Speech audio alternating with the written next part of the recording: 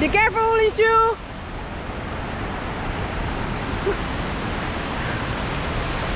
So this is a small waterfall that we thought is the one. Then there's this very, very vivid stream, and this is the one we came for. Like, I do not know if you realize how huge this thing is. So we have waterfalls in Poland and mountain, but like I've never seen something like this. So we'll wait for it for a second. Uli is already on the other side crossing this tiny bridge. I'm so scared to cross it. But look at him in the distance and how tiny he is comparing to this waterfall.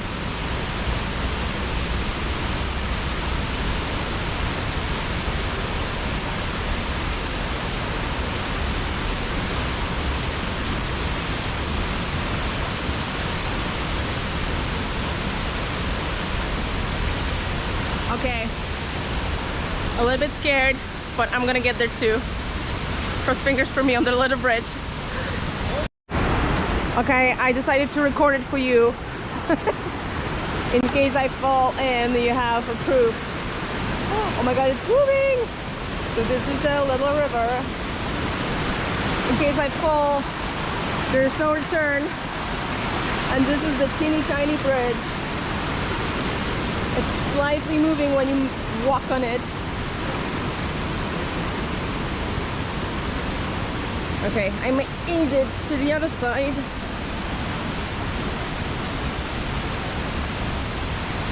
Like, can you hear the sound of water? It's so calming and powerful, and there's this crazy mist in the air, and the light is just above us, so we are like in a canyon kind of thing. And the light is falling on us right now. So you can basically see the tiny droplets in the air. Okay, let's not break my leg.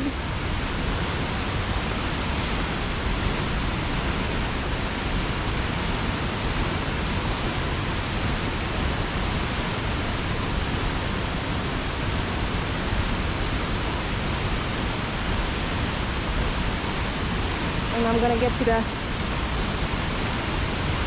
shade so you can actually see it a little bit better.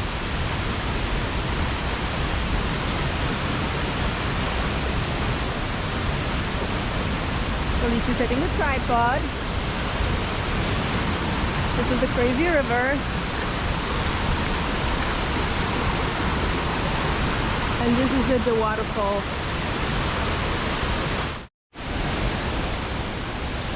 So guys, I'm gonna apologize to the waterfall gods if there are any, but probably there are. Here in Bali you have gods for everything, because being here is basically nearly a mystical experience. It's like the power of this water falling down and like the scenery in here, and you can see just the droplets of water and vapor in the air and like being lit by the sun. It's absolutely amazing, and the size of it is nothing that I've seen before. So definitely something worth seeing, and maybe actually we'll check out more waterfalls, because it is absolutely worth it.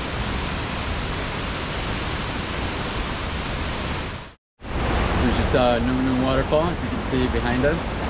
Somewhere there. Now we're gonna make the way back up. How long is it? Maybe 300 meters more? Apparently 20 minutes of climbing. 20 minutes of climbing. We did it in 5 on the way down. That was nice. And now 20 Let's going go. up. So let's go. And before we get super tired, I just want to say that for me, the experience is 5 out of 5. I'm a total waterfall convert right now. I don't really want to come to any waterfalls. I thought it was a little bit too, well, just water falling down. I regret my words. It was absolutely stunning, and it's worth seeing it. So here's another tiny one that you'll see on your way. It's about 50 meters from the main waterfall, and you can see a little rainbow there. I really hope you can see it on the recording too. Everything in here is absolutely beautiful. And we're back. Impressions, loved it. It's hi, this was on my list to see in Bali. One of many waterfalls. Let's see how many we make it to, but love visiting Nungnung. It's a must see because you have water falling, and I think maybe Kashu added some, but you have like mists also around, and so it's a really nice one. Come early. We came here right about 9:30, 9:45. There were a few people. We got it all to ourselves for about 2 minutes. So come earlier if you want to really take advantage of it. Now it's full of people. There are about 20 people there now. So we're gonna take off and go to the next location. Yeah, so wish us good luck on the very, very steep stairs on the way up. We'll let you know how we do at the top. Bye! Hi everyone, welcome to Ulun Danu Beratan.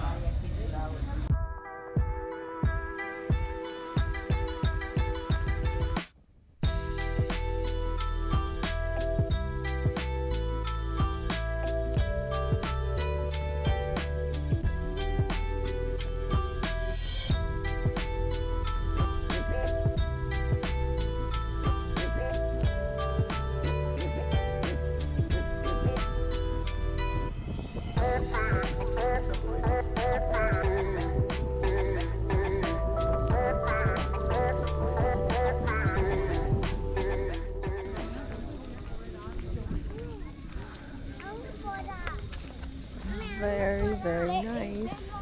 Beautiful garden. Very nicely kept. So we just arrived at Beratan Lake, and there is an entire water temple complex because this lake is apparently the source of water for the entire central Bali. And when I say water, it's the source of water for irrigation, so for the farming purposes, production of rice. So basically water from this lake is life because it nourishes the entire region. So as the lake is a little bit higher up, you can see the rim of the mountains. We're actually in the mountains right now. Then the many streams coming from this lake, or basically water coming from this lake, is sourcing many other water temples that are lower in the mountains or in the main fields.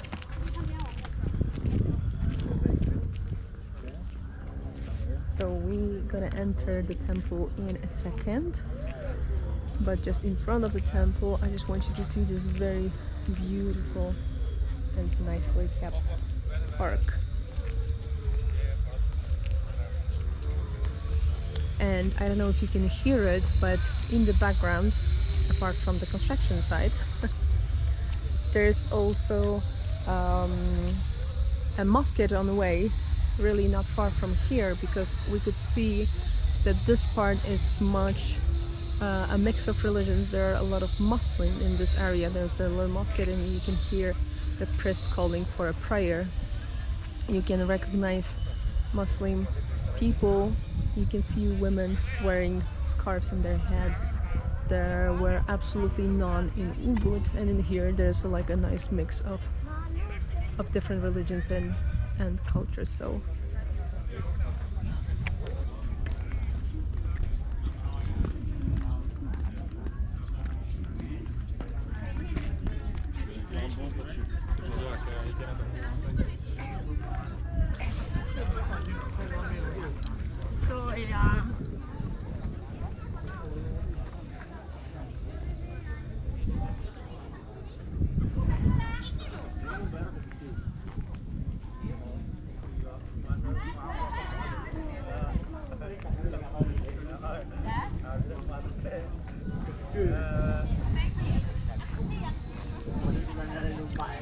So we just entered the temple. This must be the first or the second yard, and what you can see just in front of us is the main and the most important temple or shrine in this compound of temples, which is dedicated to the goddess of water, Danu. This is why the name of the temple.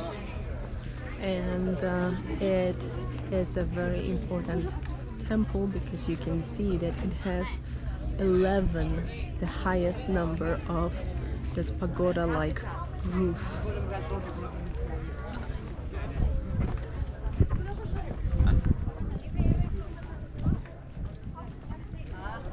And apparently when the water level is high, it looks like the temple is basically floating on the lake.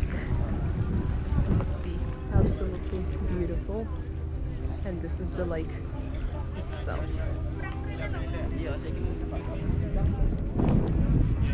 So basically here you can see the story of Danu Beratan, or the meaning of this temple. As you can see, the water that is here at the lake, and you can see it in a second, gives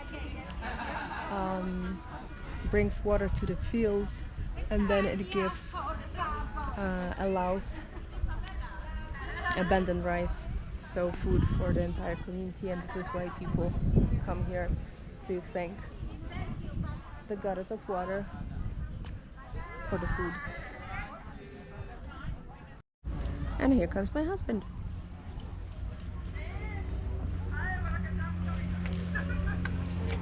How's it going?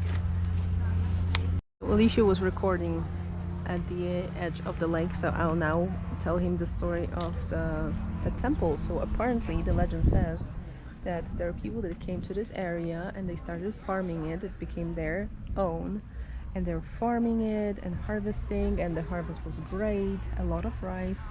They appreciated the abundance of the rice they could collect, and because they're so tired of this beautiful life full of rice and abundancy, they stuck the stick that has a special name to the ground, and when they took it out, a water came out, and the water never stopped coming out, and suddenly it just flooded their fields, they flooded their entire land.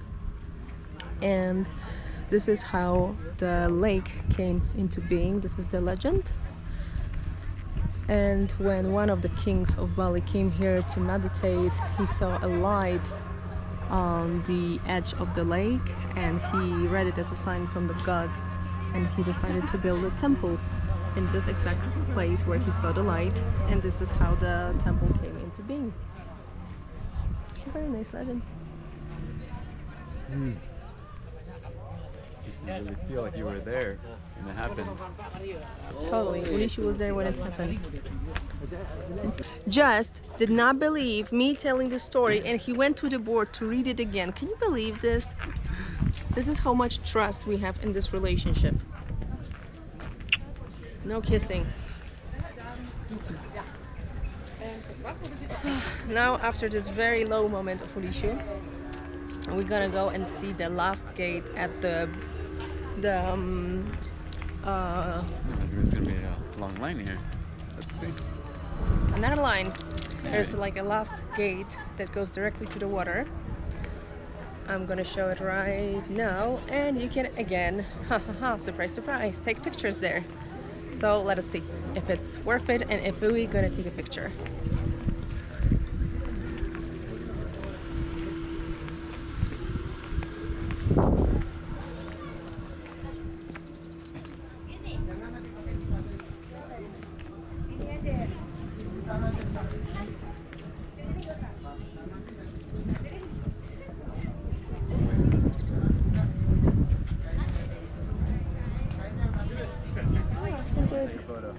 Sorry.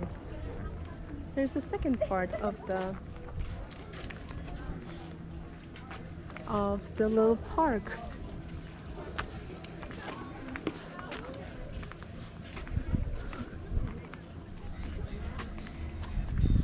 This is how all of us, the tourists, fit in here, because when we arrived, the parking is huge and it was full. There was a line to the ticket office, and we were just very scared that it will be like crammed with people, and it is quite busy, but the complex is just so big that we all have some space.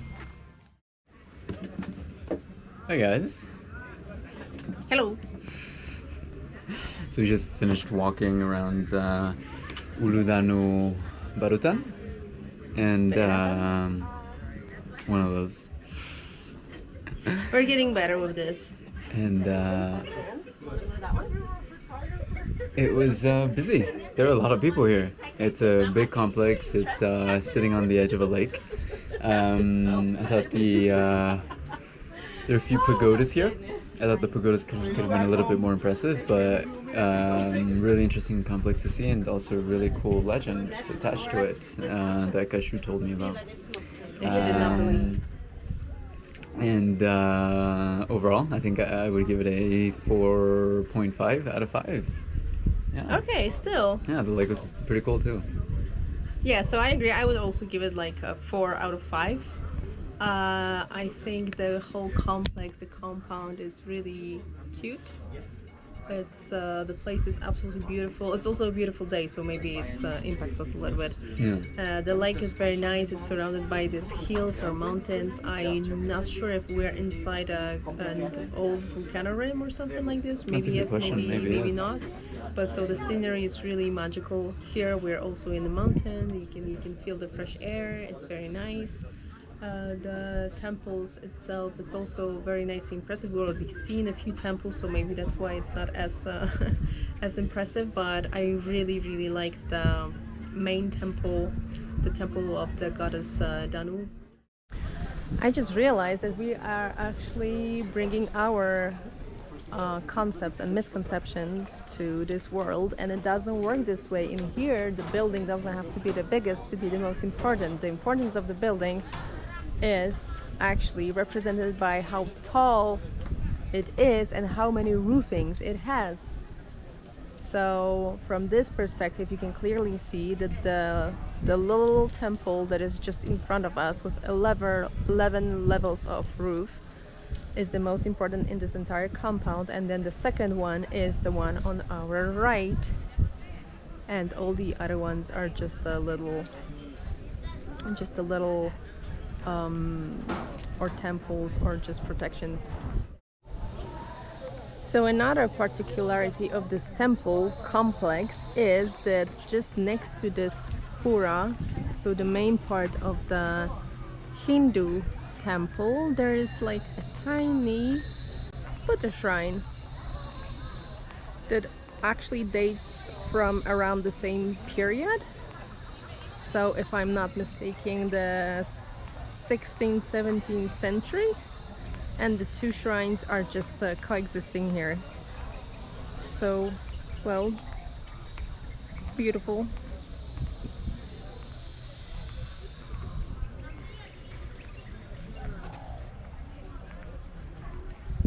And you can see little Buddhas. And this will be the last part of our visit to this temple, and now we will head to the rice terraces. See you there!